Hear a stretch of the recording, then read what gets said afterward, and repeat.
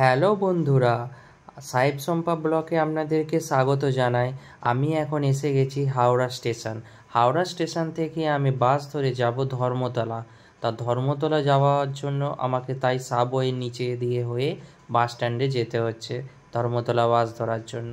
চলুন তাহলে।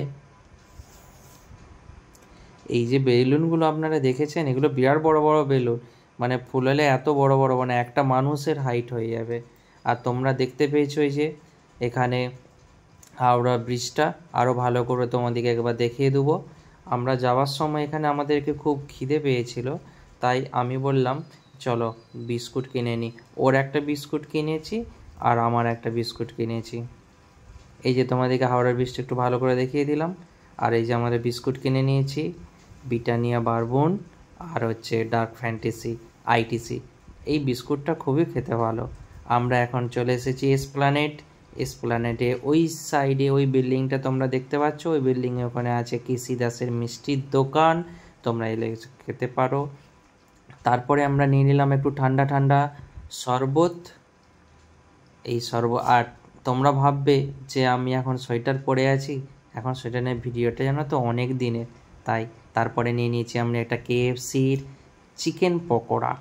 তারপরে নিয়ে নিলাম একটু আইসক্রিম, ট্যান।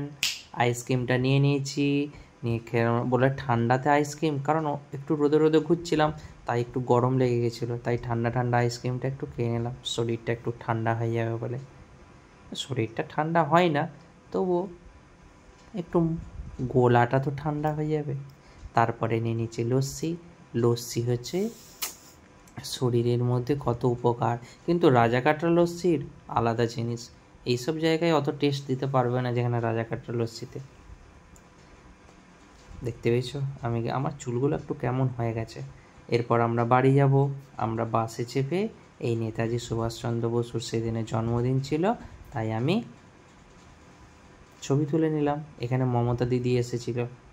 এই মানুষটা যদি ভারতে থাকতো না, কত উন্নতি হয়ে যেত ভারতটা। টাটা।